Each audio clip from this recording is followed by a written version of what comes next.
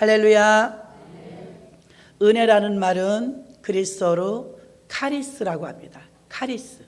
이런 말은 많이 들어보셨을 거예요. 카리스마. 그러니까 은사. 은사는 헬라어로 카리스마. 은혜는 카리스. 이렇게 말합니다. 우리가 주의 은혜를 받지 않고는 살 수 있을 것 같지만 살 수 없어요. 물고기가 물을 떠나서 못 사는 것처럼 우리가 예수 떠나서 주님의 은혜를 떠나서는 살 수 없는 줄로 믿습니다. 종교개혁을 일으켰던 우리 마틴 루터와 칼빈, 쯔빙글리 이런 위대한 신학자들이 왜 종교개혁을 일으켰겠습니까?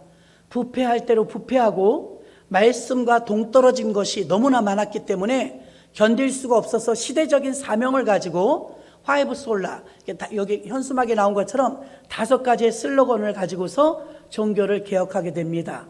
로마 카톨릭이라는 어마어마하고 거대한 그 큰 힘의 작은 일개 신부였던 마틴 루터가 종교개혁의 기치를 바라게 되는 것입니다. 거기에 두 번째 시간으로 지난주에는 오직 성경, 오늘은 오직 은혜.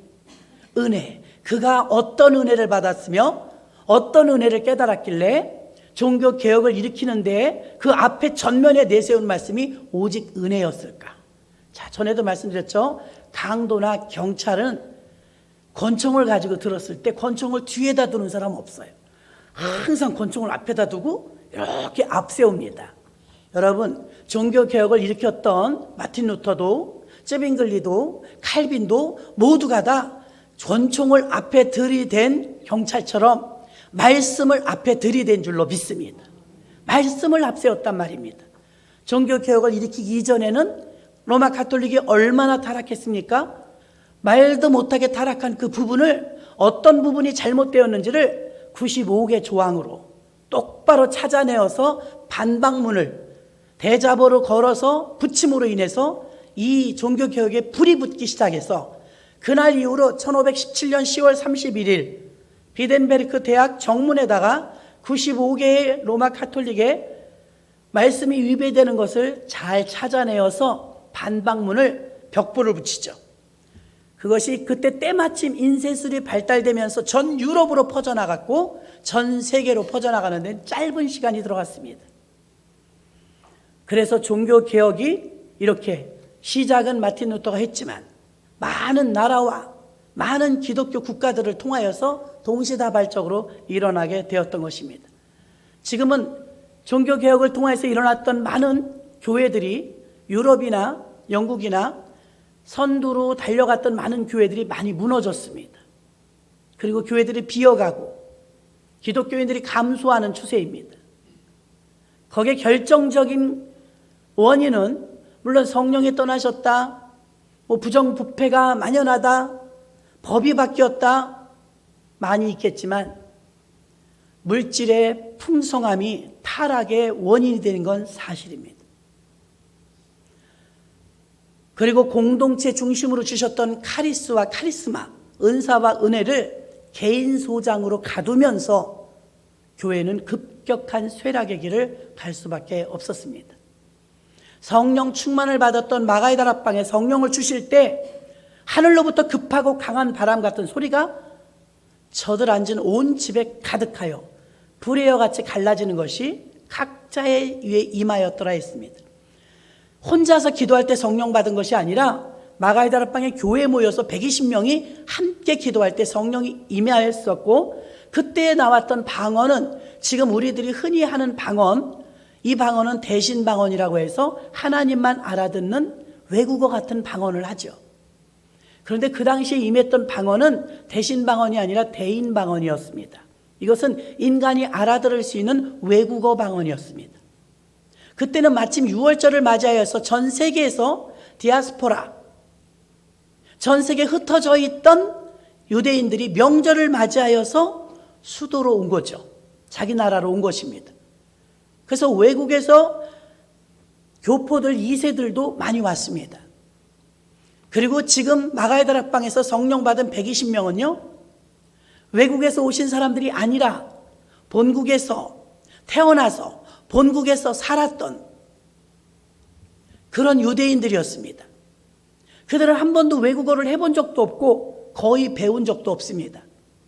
근데 그들에게 성령이 임하니까 세계 각국 언어로 방언을 했더라 했습니다.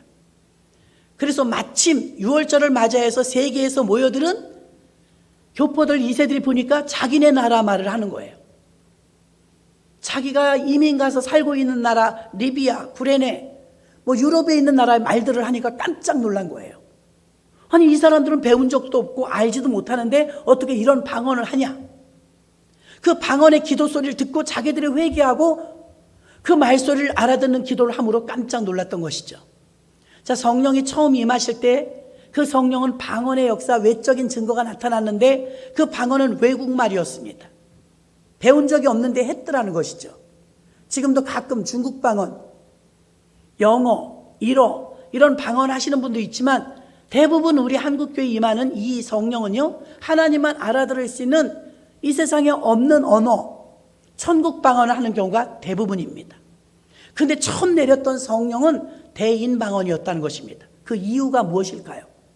곧 이 성령의 도래에는 성령이 이 땅에 임하심은 전 세계를 위한 복음이라는 걸 암시해 주는 것입니다. 복음은 유대인에게만이 아니요 헬라인에게도 이방인에게도 이제 복음이 전 세계로 뻗어나갈 것을 예표해 주시기 위하여서 듣도 보도 못한 외국어를 그들 배운 적도 없는 자들의 입을 통해서 방언이 터져나간 줄로 믿습니다. 그것이 하나님 뜻이에요. 복음이 세계로 뻗어나간다는 것이 하나님 뜻인 줄로 믿습니다. 그러니까 하나님은 성령을 부어주실 때 교회를 위해 주셨고 세계 복음화를 위해 주셨기 때문에 개인의 소유물과 개인 영성만을 위해서 주신 것이 아니므로 여러분 개인 기도할 때만 방언을 쓰시는 것이 아니라 세계 복음화와 영혼 구원과 교회 세움을 위해서 영적인 일을 위하여서 연합해서 공동체를 위해 쓰임받는 게 성령의 은사요 성령의 은혜인 줄로 믿습니다. 같은 한 성령이 나누어 주었다 했습니다. 카리스마가 되었든 카리스가 되었든 하나님이 모두를 위해서 주신 것이지 나 개인의 영광만을 위해서 주신 것은 아닙니다. 그러므로 교회를 세우는 일과 영혼을 살리는 일, 천국이 확장되는 하늘나라가 확장되는 그 일에 쓰임받는 여러분의 카리스마가 되어야 될 줄로 믿습니다. 자신의 영성만을 위해서 자신의 믿음 키우는 것만을 위해서 은혜와 은사를 주신 게 아니에요. 성령을 처음 주셨을 때 교회 세우는 게 주님의 의도였지만 우리는 전부 내 만족에 취해서 나 성령 받고 나 방언 기도하고 내 개인 영성과 내 개인 구원만을 위해서 사용한 것이 사실 한국교회 현실이었습니다. 그 결과 교회들은 많아졌고 세계 제1의 교회들은 세워졌지만 세계 제1의 교인들은 되지 못했습니다. 지금도 교인들이 우리나라에 조사를 해보니까 70%가 무신론자들입니다. 기독교를 싫어하는 사람들이 82%예요. 근래 조사한 것입니다. 기독교와 교회를 싫어하는 사람들이 82%고 하나님이 없다 하는 자가 70%라면 우리나라는 무신론 국가입니다. 그 가운데 20%도 채 안 되는 그리스도인들이 얼마나 빛과 소금의 역할을 감당해야 영향력을 끼치겠냐 이 말입니다. 바다는 소금의 염분이 0.4%라고 해요. 놀라운 것은 0.4%의 염분을 가지고 있는데 바닷물 어디를 찍어 먹어봐도 다 짜요. 바닷물을 어딜 마셔봐도 다 짜요. 어떻게 0.4%밖에 안 되는데 그렇게 다 짠맛을 낼 수가 있을까요? 그런데 우리는 20%의 기독교인을 가지고 있지만 빛과 소금으로 짠맛을 내지는 못해요. 한국교회가 처음 시작될 때는 1%의 기독교인이었습니다. 민족대표 33명 가운데서 16명이 기독교인이었으니 기독교 복음화율이 1%인 것에 비하면 우리가 미전도 종족 하는데요. 미전도 종족은 예수 믿는 사람이 하나도 없는 나라가 아닙니다. 3% 미만의 기독교 복음화율일 때는 미전도 종족으로 분류가 돼요. 그런데 우리나라는 그때 1%의 복음화율이었으니까 미전도 종족이었습니다. 계속해서 선교사님들을 받았죠. 그럼 1%의 기독교인 가지고서 대통령도 나오고 부통령도 나오고 기독교 입국도 세우고 1%의 기독교인 가지고서 민족대표 반을, 그리고 한국 사회에, 조선 사회에 미치는 영향력은 대단했습니다. 지금 20%가 다 되는 이 기독교 복음화율 가지고 아무것도 못하고 오히려 손가락질을 받고 제압을 받고 있는 것에 비하면 굉장히 비교가 되죠. 그래서 우리는 다시 한번, 왜 어디서부터 무엇이 잘못되었느냐? 바로 우리는 개인 신앙에 치중했다는 것입니다. 공동체 신앙으로 교회를 세우며 공동체 신앙으로 연합하여 너만 잘못한 게 아니라 너의 잘못은 곧 나의 잘못이요, 너와 나와 함께, 우리 교회의 모델이 되고 있는 초대교회는 사도행전 교회입니다. 사도행전 교회는요, 나, 너 이런 단수가 없어요. 28장까지 읽어보십시오. 단 한 번만 나옵니다. 어마어마한 분량이 우리 성도들, 교회들, 우리들, 너희들 복수를 쓰지 단수를 쓰지 않았어요. 그것은 새로이 시작하는 뉴처치, 하나님이 시작하는 새로운 교회는, 사도행전 교회는 우리의 교회라는 것입니다. 우리들 교회, 즉 복수적인 교회, 공동체 교회라는 것을 하나님이 그 뜻을 드러내고 있는 줄로 믿습니다. 그래서 누군가 하나가 아프면 같이 아픈 거예요. 가족들도 보세요. 가족 중에 장애인 한 분만 있어 보세요. 온 식구가 힘듭니다. 가족 중에 치매 한 분만 계셔 보세요. 온 식구가 힘듭니다. 그 이유는 5 식구 가운데 한 분만 아프지만 아픈 한 분 때문에 4분이 다 아픈 거예요. 그게 교회예요. 같이 아픈 겁니다. 그러므로 우리는 나는 너하고 달라, 이렇게 개인 개체로 생각하지 마시고 우리라는 공동체로 생각하시는 의식이 너무나 중요합니다. 그래서 교회 공동체, 주님이 원하시는 교회 공동체로서 승리하는, 나중에 신부가 되어 주님을 맞이할 때 교회가 신부입니다. 아멘. 교회가 신부예요. 신부되는 우리 교회가 되시길 주의 이름으로 축원합니다. 16세기의 로마 가톨릭의 교황 레오 10세가 교황이었을 당시에 베드로 성당을 짓죠. 전 세계에서 가장 큰 성당. 그 교회를 짓는데, 베드로 성당을 짓는데 어마어마한 건축비가 들어갔어요. 그래서 건축비를 모으기 위하여서 하지 말아야 될 짓을 했습니다. 그것이 결정적인 종교개혁의 원인입니다. 그것은 무엇입니까? 면제권을 팔았어요. 성경 어디에 그런 게 써 있던가요? 그 당시에는요, 여러분처럼 일반 성도님들은 성경을 소장할 수가 없었고 법적으로도 금지되어 있었어요. 성경책은 오직 사제들, 신부들만 성경을 가지고 있었고요, 일반 성도들은 책이 없었습니다. 가질 수도 없었고 법적으로도 막았습니다. 그리고 교회는, 이것은 가톨릭 교회를 말합니다. 이 교회는 성경 말씀보다 또 하나의 책이 있었으니 그건 교리였습니다. 천주교의 교리, 성경의 권위보다 교리를 더 앞세웠던 게 천주교의 모순이죠. 95개의 반박문을 받기 전에 대표적으로 면제권을 팔면, 우리 부모님이 돌아가셨어요. 예수 안 믿고 돌아가셨으면 지옥 가셨을 것입니다. 그럼 불안하잖아요. 내가 예수 믿으니까. 이 노릇을 어떡하나. 이미 그때는 복음을 받아들이지 못해서 지옥 가셨는데 어떤 기회와 면제권이나 어떤 특혜가 없을까 생각을 했는데, 로마 가톨릭에서 교황청에 교황 레오 10세가 직인을 찍어줍니다. 면제권을 한 장 한 장에서 얼마씩 파는데, 각 지교회마다, 로마 가톨릭은 전 세계가 하나입니다. 전 세계 지교회마다 내보내는데 한 교회당 몇 개 이상 팔을 하는 할당을 내려줘요. 그래서 신부들이, 담임 신부들이 그걸 말씀 전하는 일에 최선을 다하는 게 아니라 어떻게 해서라도 면제권을 한 장이라도 더 팔아서 교황청에 헌금을 보내고 교황의 마음에 들까, 거기에 혈안이 되어 있었습니다. 지금 들으면 어찌 그런 이단 같은 소리가 있을까 싶지만 그때 사회적인 분위기는 그랬습니다. 우리 부모님이 예수를 믿지 않고 돌아가셨는데 구원받으시는 기회가 있다면 돈 좀 가지고 있는 자녀들이 왜 그걸 안 하겠습니까? 자기 부모님이 예수를 믿지 않고 돌아가셨다 할지라도 이 면제권만 사면, 아버지 이름으로 어머니 이름으로 면제권만 사면 저 지옥에 떨어져 있던 부모라 할지라도 뿅 하고 천국으로 옮겨주는 게 면제권이래요.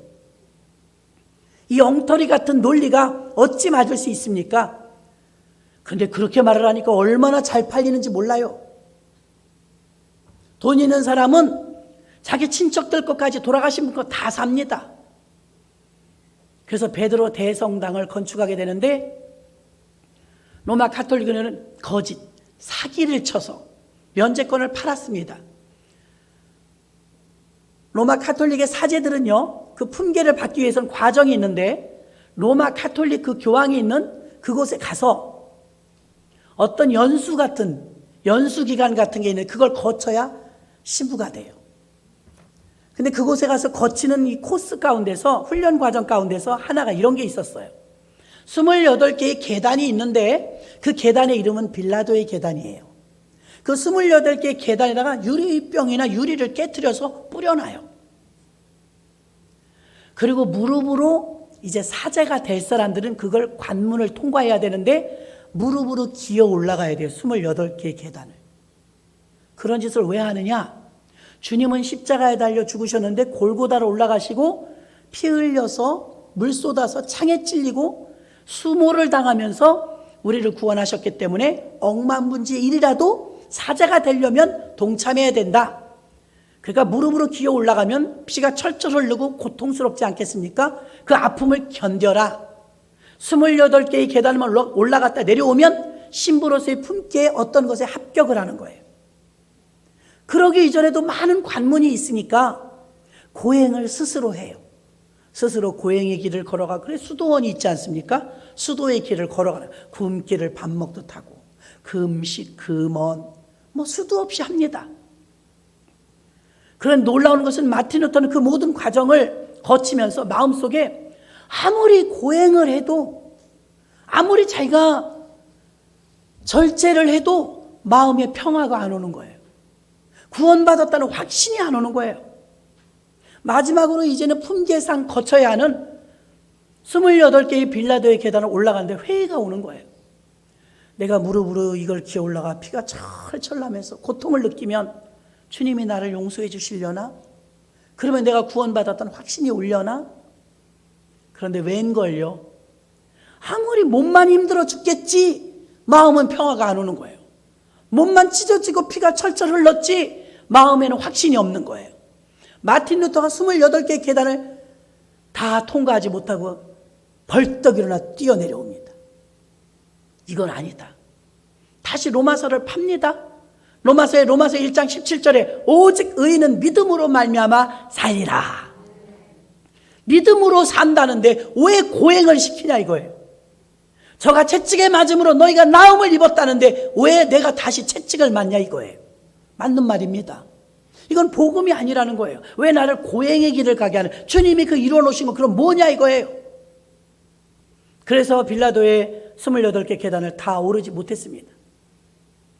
그래도 품계는 받았어요. 신부가 되었는데 교수가 되었습니다. 공부 법학도 했고 많이 했죠. 마틴 루터는 비덴베르크 대학 신학대학에서 로마서를 가르치는 교수였습니다. 아무리 해도 고행을 해도 자기는 마음에 확신이 없었어요. 오직 의인은 믿음으로 말미암아 살리라. 자, 믿음으로 구원받는다. 돈으로 구원받는 게 아니다. 연옥도 없다. 95가지의 반박문을 붙여놓으면서 그는 그렇게 확대되고 일이 커질 줄은 몰랐어요.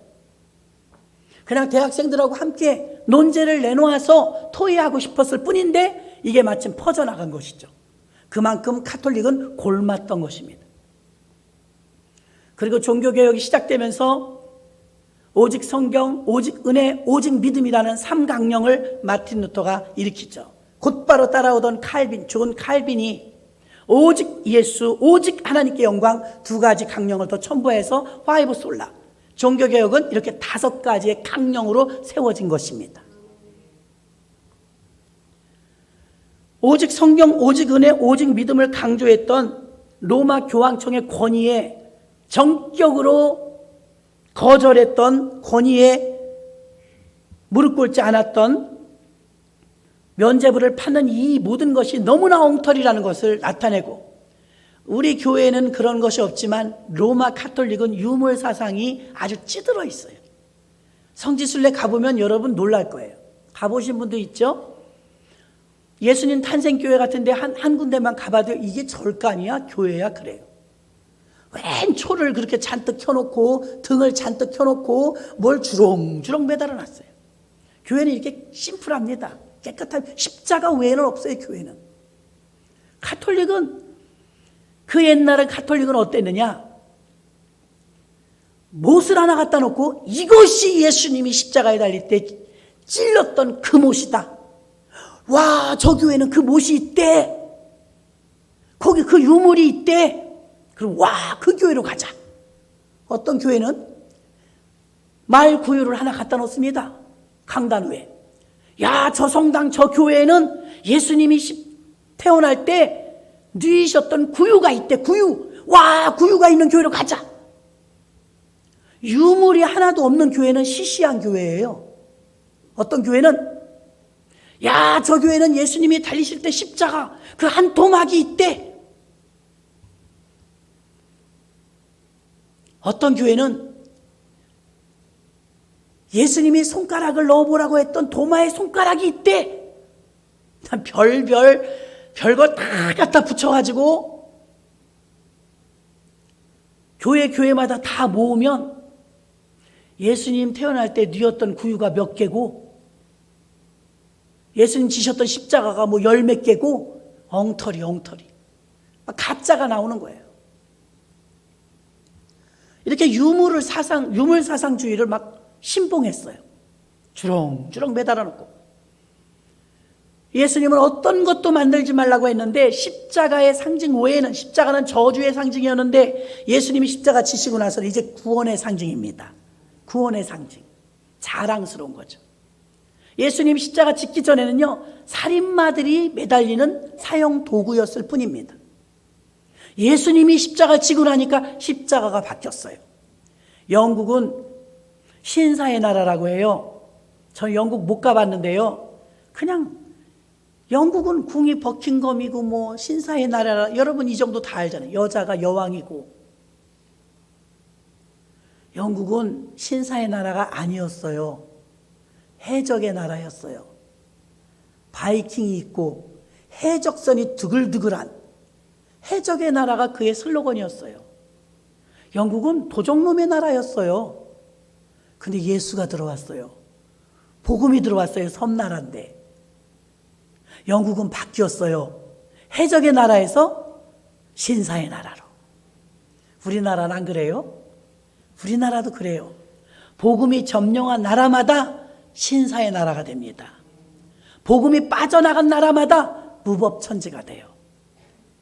613가지의 율법과 10계명은 전 세계의 법이 근간이 됩니다.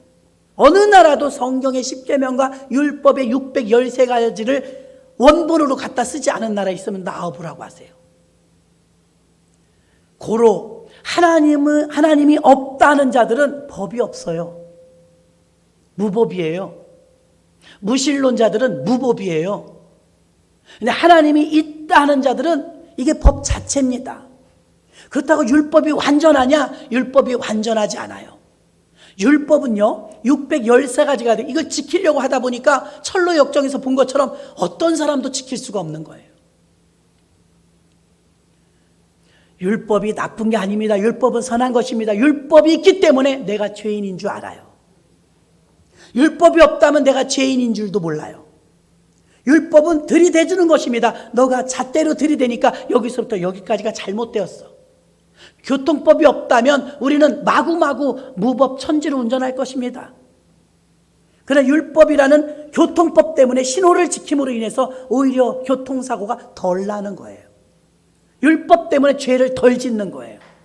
놀라운 것은 율법에도 단점이 하나 있습니다. 율법은 선한 것이고 율법은 법대로 사는 사람처럼 완벽한 사람이 어디 있습니까? 그럼에도 불구하고 율법에 맹점이 하나 있는데 율법은 죄는 가르쳐주고 죄가 있다고 알려주고 죄니까 하지 말라고 하지만 죄를 없애지는 못해요. 제일 중요하죠? 죄를 없애지는 못해요. 믿으십니까? 율법의 완성이 사랑인데 그 사랑의 본체가 예수 그리스도이십니다.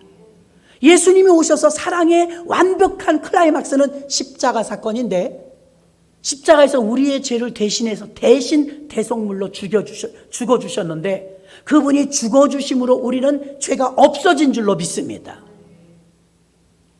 여러분, 우리는 율법으로 죄를 없애는 게 아니라 율법을 아무리 지켜도 내 죄를 다 해결하지 못해요. 로마서의 말씀처럼 죄의 삭은 사망입니다. 죄가 있다면 어쩔 수 없이 법에 의해서 죽어야 합니다. 천국 못 가요. 그런데 죄를 안 지어서가 아니라 죄가 있지만 죄를 해결하지 못해서 못 가는 것입니다. 죄를 해결하는 유일한 방법은 예수님을 영접하는 것입니다. 나 대신해서 죽어주신 그 주님을 내 마음에 모셔드립니다. 내가 믿습니다. 그분이 하나님의 아들이심을 믿습니다. 그 예수 그리스도가 내 죄를 사해 주셨습니다. 이걸 받아들이면 그 피의 효력이, 그 보혈의 피의 효력이 우리 죄를 맑게 씻겨 의인되는 것입니다. 죄가 없어서가 아니라 죄를 없애주시는데, 회개라는 관문을 통해서 그리스도의 떡과 살에 참여함으로 인해서 우리의 죄는 없어지는 것입니다. 이건 기본입니다, 여러분. 기독교의 기본. 세상 어디 관공서나 병원이나 도서관이나 예술회관이나 좋은 건물, 좋은 관공서 많지만 교도소가 그렇게 많아도 법원이 아무리 잘 지어놨어도 죄 한 톨도 해결하지 못합니다. 조두순이 나온다고 안산시가 발칵 뒤집혔는데 조두순은 죄값을 다 치르고 나왔어요. 그럼 그의 죄가 없어지나요? 없어졌다면 왜 그 가족들이 지금 벌벌 떨까요? 아무리 감옥에 가서 자기의 죄값을 치르고 나와도 죄가 없어지는 게 아니고, 죄가 해결되는 게 아니고, 죄는 그냥 있어요. 율법을 지켜도 교회를 다녀도 우리 죄는 그냥 있어요. 어떻게 이걸 없앨 수가 있을까요? 그것은 우리 힘으로 능으로 안 된다는 전제 조건을 아셔야 돼요. 우리가 아무리 노력해도, 아무리 착하게 살아도, 아무리 옳게 살아도 죄를 해결하지는 못합니다. 그러나 의롭고 새롭고 산 길을 열어주신 깨끗하신 주님의 보혈의 피가, 짐승피가 아니라 구약의 짐승의 피는 1년씩 유효했지만 예수 그리스도의 어린 양 되시는 그 보혈의 피는 영원함으로 다시는 1년씩 제사를 드리지 않고 영원한 속죄를 받은 줄로 믿습니다. 예수의 이 노선에서 벗어나지만 않으면 여러분은 구원받고 모든 저주도 끊어진 것입니다. 해적의 나라가 신사의 나라가 되었습니다. 우상 숭배와 과거에, 요즘 시대는 덜하지만 우리 어머니 세대들은요, 자녀들이 무당 자식, 비구니 자식 많았어요. 무속 종교에 찌들어 있는 사람들의 자식들, 예수 믿는 사람 많았어요. 전부 바뀌는 것입니다. 저주에서 온전히 풀려나와 하나님의 축복으로 바뀌는 줄로 믿습니다. 어떤 힘으로 그 저주를 끊겠어요? 못 끊습니다. 예수 믿으면 끊깁니다. 예수님이 흘려주신 보혈의 피를 믿으면 그 피가 나를 속했네. 6월절 어린 양의 피가 문지방마다 임방마다 발라졌을 때 애굽 사람들의 집은 다 사망에 들였지만 고센 땅에 있는 이스라엘 백성들의 가정에는 단 한 명의 사람도, 한 개의 짐승도 죽지 않았습니다. 그것은 똑똑하고 잘나고 착해서가 아니라 피를 발라놓고 그 안에 있었기 때문이고, 지금도 여러분의 문패에 교패를 붙여놓고 교회에 들어온 십자가를 들고 십자가가 있는 교회에 들어오는 여러분들은 피가 발라진 그 안에 들어오는 것입니다. 교회 안에 있으면 아무리 똑똑하고 잘났어도 홍수가 내렸을 때 노아의 가족 외에는 다 죽었습니다. 방주 밖에 구원 없습니다. 방주 안에 구원 있습니다. 지금도 교회 안에 있는 자, 생명책에 이름이 기록된 자, 예수 안에 있는 자는 구원받지만 예수 밖에는 똑똑하고 잘났어도 미안하지만 구원받지 못합니다. 그런데 면죄권을 사면 구원받는다고요? 그건 사기입니다. 그거 잘못되었다고 했다가 1517년에 그렇게 되었는데 4년 만에 갖은 수모를 겪고 사제직을 박탈당하며 파면되죠. 극심한 어려움 속에 신부가 파면을 당하면 어디 가서도 성직자 일을 못합니다. 그래서 어렵게 살게 돼요. 그의 아내 카타리나와 함께 많은 자녀를 낳으면서 수도원에서 생활을 하는데 궁핍하기가 이루 말할 수 없습니다. 로마 교황청으로 인해서 생명의 위협을 수도 없이 겪습니다. 감당할 수 없고 감당할 수 없을 때 여러분도 들었던 예화 중에 유명한 예화 하나 있지 않습니까? 너무 지치고 힘들고 죽을 것 같이 어려우니까 마틴 루터가 이제는 포기하려고 종교개혁을 못하겠다. 내가 이렇게 힘들어갖고 하겠는가? 드디어 이제 집콕을 하면서 들어 누웠어요. 수녀 출신이었던 카타리나가 하얀 소복을 입고 밥상을 들고 들어옵니다. 마틴 루터 깜짝 놀라갖고, 여보, 누가 죽었어? 왜 흰 옷을 입었어? 네, 초상해 놨어요. 그래? 누가 돌아가셨어? 하나님이요. 이 사람이 지금 무슨 말을 하는 거야? 하나님이 신인데 어떻게 돌아가셔? 하나님은 돌아가시는 분이 아니야. 어찌 그런 망발을 입에 담는가? 카타리나가 말합니다. 여보, 정말이에요? 하나님은 안 죽어요? 나 하나님이 돌아가신 줄 알았어요. 이런 이 사람 무슨 그런 매개망측한 말을 해. 하나님이 어떻게 돌아가셔? 하나님은 살아계셔. 그 말을 받아서 카타리나가 말합니다. 여보, 난 하나님이 돌아가신 줄 알았어요. 하나님이 돌아가셨으니까 당신이 싸매고 누워있죠. 당신 말 맞다면 하나님 살아계시다면 왜 주저하고 왜 누워있습니까? 하나님 살아계신데. 부인의 그 용기를 주는 말 한마디에 마틴 루터는 다시 힘을 얻고 일어섰답니다. 이런 아내들 되시기를 바랍니다. 여보, 잘됐어. 하나님을 부인하고 그만 믿자. 욥의 아내처럼 그러면 안 됩니다. 아내들이 카타리나처럼 마틴 루터를 계속해서 내조했던 것처럼 여러분의 믿음도 그런 믿음이 되시기를 주의 이름으로 축원합니다. 여러분, 그래서 은혜가 그에게 임할 때 사도 바울은 말했습니다. 나의 나된 것은 하나님의 은혜라. 자기 예수 믿는 사람을 잡아 죽이던 사람이었어요. 근데 이제는 예수 믿으라고 권하고 다니니 나는 죄인 중에 괴수였습니다. 이런 죄인을 하나님이 나를 건져주셨으니 이것은 주님의 은혜입니다. 내가 약할 그때가 곧 강함입니다. 많은 주옥 같은 말씀을 그의 삶을 통해서 우리에게 후대에게 주신 줄로 믿습니다. 마틴 루터는 그 어려움 속에서 이들에게 성경을 알려주겠다고 라틴어로만 읽었던 신부들만 소장했던 성경을 1522년에 신약 성경을 독일어로 번역했습니다. 곧이어서 구약 성경도 독일어로 1534년에 번역에 완성했습니다. 독일어로 성경을 신약과 구약을 마틴 루터가 다 번역했어요.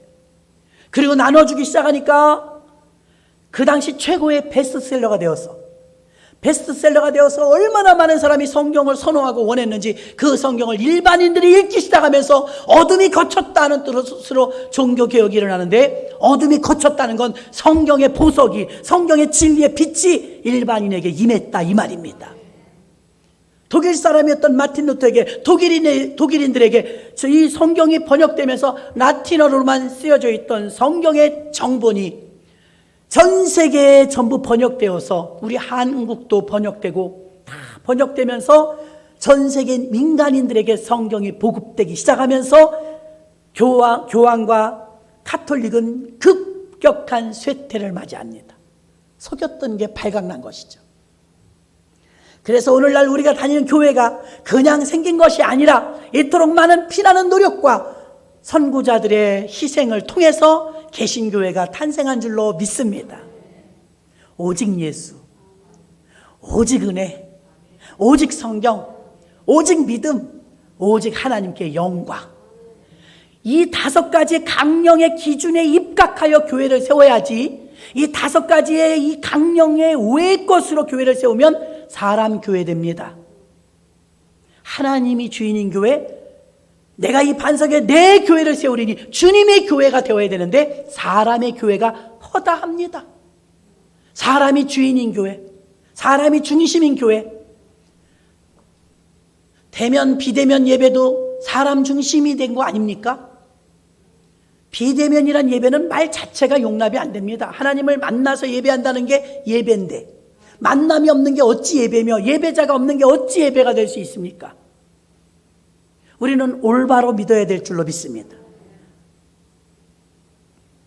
신구약 성경이 번역되면서 일반 성도들이 예수를 제대로 잘 믿게 되었습니다. 은혜란 카리스요, 카리스란 값없이 받은 선물이란 뜻이에요. 내가 하루 종일 나가서 땀 흘려 일했더니 일당을 5만 원 줬다. 삭슬 받은 것입니다. 대가를 받은 것입니다. 이건 은혜가 아니에요. 삭슬 받았으니까. 하루 종일 해야 되는데 하지 못했는데 뒤늦게 허기진 배를 움키고 왔는데 나에게도 5만 원을 누군가 주었다. 이건 내가 일하지도 않았고 받았으니까 이건 은혜입니다. 우리는 한국 사람들은 은혜를요 감동으로 착각해. 감동. 오늘 감동받았어. 은혜 많이 받았어. 오늘 설교가 너무 좋았어. 여러분, 감동이 은혜 아닙니다. 감동이 물론 있지만 감동은 사람을 변화시키지 못해요. 영화 한 편을 멋지게 보고 드라마 재밌는 걸 봤어도 우리 생활에 큰 영향 끼치던가요? 눈물을 펑펑 쏟고 영화를 봤어도 어떤 유행가는 눈물도 나요. 감정을 얼마나 건드리는지. 여러분, 죄송하지만 우리 삶에 아무 변화 없습니다. 감동은 변화 주지 못합니다. 저와 여러분이 지금 이만큼이라도 변한 것은 주님의 은혜요, 예수 십자가의 은혜입니다. 은혜는 우리를 변화시켜요. 사람을 바꾸어버려요. 그게 카리스입니다. 주님의 은혜가 여러분에게 늘 충만하시기를 주의 이름으로 축원합니다. 삶의 변화가 오는 거예요. 전에는 믿음으로 못 살았는데 이제 믿음으로 사는 거예요. 이거 은혜 없이 됩니까? 은혜 아니면 얼마나 은혜로 한다고 찬양하지 않았습니까? 은혜는 감동을 받는 것과 다르다는 것을 아시기를 바랍니다. 에베소서 2장 8절에 보니까 너희가 그 은혜로 인하여 믿음으로 말미암아 구원을 얻었나니 이것이 너희에게서 난 것이 아니요 하나님의 선물이라. 아멘. 은혜가 뭐라고요? 하나님의 선물이랍니다. 아멘.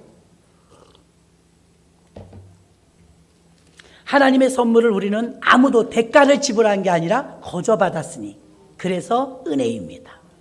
예수님이 십자가에 달려 죽으시는데 구레네 시몬은 십자가라도 들어줬죠. 우리는 뭐 했나요? 죄송하지 않아요? 아무것도 안 했어요. 예수님이 800m 직선으로 500m의 비아돌로스 그 언덕을 150근이나 되는 십자가를 치고 터덜터덜 올라가실 때 19번은 쓰러졌어요. 그때 우리가 뭐 거들어드렸어요? 막달라 마리아는 물이라도 한 컵 드렸지. 우리가 뭐 했어요? 아무것도 안 했어요. 우리 선질들도 아무것도 안 했어요. 베드로도 아무것도 안 했어요. 그런데 우리에게 은혜를 주시고 구원해 주셨다는 건, 다시 디베랴 바다에 찾아오셔서 네가 나를 사랑하느냐 하셨다는 건 전적인 주님의 은혜입니다. 우리 거저 받았습니다. 그렇다면 김진홍 목사님의 간증을 조금 들어봤는데요. 이분이 어렸을 때도 교회를 다녔나 봐요. 굉장히 가난했대요. 고등학교 때 책을 사야 되는데 돈이 없대요. 엄마에게 막 졸른 거예요. 엄마, 나 책 사달라고. 돈이 없다. 조금만 기다려라. 안 돼, 안 돼. 고집을 피우며 책을 사달라고 고등학생 아들이 졸라대니까 어머니가 책을 사와서 뛸 듯이 기뻤대요. 아, 이 책을 볼 수 있겠다. 책을 보는데 밤에 자려고 보니까 어머니가 머리에 수건을 쓴 거예요. 엄마 왜 자는데 수건을 쓰고 자지? 머리 감으셨나? 그리고서 밤에 잠들었을 때 엄마 머리를 살짝 들춰보니까 민머리야. 엄마는 아들에게 책을 사주려고 머리카락을 다 자른 거예요. 그 김진홍 목사님의 간증이에요. 둘의 마을, 둘의 교회 목사님이십니다. 펑펑 울었대요. 내가 철없어갖고 돈 없는데 엄마한테 책 사달라고 그래갖고 엄마가 머리카락을 다 잘라서 팔았구나. 여러분, 내가 구원받은 거 공짜입니다. 교회 오셔서 예수 믿으면 무조건 구원받아요. 공짜예요. 나는 공짜예요. 그러나 공짜가 아니에요. 우리나라 자유도 공짜 아닙니다. 엄청난 대가를 지불한 것입니다. 예수님이 십자가에 달려 피 흘리시고 생때 같은 젊은이의 목숨이 죽어서 우리를 살려내는 대가를 지불하신 것인 줄로 믿습니다. 김진홍 목사님의 어머니는 머리카락을 다 자르는, 여자가 머리를 다 잘라버릴 정도로 머리카락이 없다면 여자가 어찌 창피해서 다니겠습니까? 그 수모를, 자기 아들을 책 사주는 사랑으로 머리카락을 다 잘라서 책을 한 권 사서 아들에게 안겨줬을 때, 아들은 책을 공짜로 받아서 처음엔 기뻤지만 그게 어머니의 머리카락을 잘라서 얻어졌다는 걸 알았을 때 그 감동으로 그치고 말겠습니까? 다시는 내가 떼쓰지 않으리라, 기다리리라, 난 다음에도 또 책 사달라고 졸르진 않았을 것이라고 믿어요. 왜? 이제 은혜를 아니까. 여러분이 구원의 은혜를 체험했다면, 십자가의 사랑을 체험했다면 옛날로 돌아가 살면 안 됩니다. 옛날처럼 살면 안 돼요. 내 죄를 누가 해결해 줍니까? 부모도 해결 못합니다. 내 지난날 받은 은혜가 얼마나 큽니까? 한국교회는 은혜를 잃어버렸어요. 은혜를 몰라요. 은혜 없이 어찌 우리가 삽니까? 우리는 다시 은혜를 회복해야 합니다. 기본으로 돌아가 은혜 속으로 들어와야 합니다. 은혜 속에서 비로소 강할 수가 있는 것인 줄로 믿습니다. 그러므로 예수 그리스도의 피공로에 의해서 우리가 구원받아서 히브리서 10장 19절로 20절에 보니까, 그러므로 형제들아 우리가 예수의 피를 힘입어 성소에 들어갈 담력을 얻었나니 그 길은 우리를 위하여 휘장 가운데 열어놓으신 새롭고 산 길이요 휘장은 곧 저의 육체니라. 아멘. 휘장이 쭉 찢어지면서 지성소에 들어갈 수 없는, 자격이 없는 우리들이 대제사장만 들어갈 수 있었는데 휘장이 찢어짐으로 원통이 돼서 오픈되었어요. 그런데 히브리서에 지금 뭐라고 합니까? 그 휘장은 곧 저의 육체니라. 예수님이 죽으심으로 하나님께 나갈 수 있는 길이 열린 것입니다. 인천대교가 없을 때, 저는 인천 사람이니까요, 옛날에 배 타고 을왕리 갔어요. 지금 누가 배 타고 을왕리 가요? 인천대교가 얼마나 멋진데 30분이면 가요. 30분. 옛날에 배 타고 또 갈아타고, 새 길이 열리니까 헌 길은 쳐다도 안 봐요. 카페리오도 필요 없어요. 도로가 뚫리니까. 그렇게 편하고 좋은 길을 누가 열어주셨느냐? 구약에는 해마다 제사 지내야 됐고, 그래도 해결하지 못했던 죄의 문제를 예수님이 단번에 해결해 주셨습니다. 보라, 세상 죄를 지고 가는 하나님의 어린 양이로다. 그 예수 그리스도가 우리에게 뻥 뚫린 길로 예수께 가는 편하고 쉬운 길을 열어주셨습니다. 믿기만 하면 되고 우리는 공짜입니다. 그러나 예수님은 공짜가 아니었어요. 예수님은 목숨을 걸었어요. 우리를 살려내시기 위하여서. 베드로전서 1장 19절에서도 오직 흠없고 점없는 어린 양 같은 그리스도의 보배로운 필요한 것이라. 에베소서 1장 7절, 우리가 그리스도 안에서 그의 은혜로 풍성함을 따라 그의 피로 말미암아 구속고 죄사함을 받았느니. 로마서 5장 9절, 그러면 이제 우리가 그 피로 인하여 의롭다 하심을 얻었은즉 그로 말미암아 진노하심에서 구원을 얻을 것이니. 계시록 1장 5절에 또 충성된 증인으로 죽은 자 가운데 먼저 나시고 땅의 임금들의 머리가 되시는 예수 그리스도로 말미암아 은혜와 평강이 너희에게 있기를 원하노라. 우리를 사랑하사 그의 피로 우리 죄에서 우리를 해방하시고. 아멘. 피예요, 피. 목사님이 왜 기도할 때 예수의 피, 예수의 피, 왜 피를 말합니까? 예, 우리 힘으로 지식으로 안 되니까요. 오직 피로 되니까요. 예수의 피 안에 들어오십시오. 그 피 안에 보호막이 있습니다. 너는 매달리 성찬을 떼면서요, 성찬이 여러분의 보호막이요, 성찬이 이 보혈의 피가 여러분을 살립니다. 이 피를 믿음으로 받기만 하면 여러분 죽음에서도 살아납니다. 그러므로 오늘도 성찬을 떼실 때 감사한 마음으로, 김진홍 목사님 어머니 머리카락 다 잘라 자기 책 한 권 사줬는데, 나는 공짜로 받는 줄 알았지만 기뻤지만 어머니는 머리카락을 다 잘랐구나. 머리카락 자른다고 죽지 않습니다. 예수님은 십자가에 달려 모진 고통을 당하시고 피 흘려 죽으시고 그 엄청난 대가를 지불하시고 우리에게 공짜로 주신 구원, 그 피를, 그 살을 오늘 믿음으로 받으시기를 주의 이름으로 축원합니다. 하나님 아버지 감사합니다. 주님의 떡을 떼려 합니다. 주님의 살을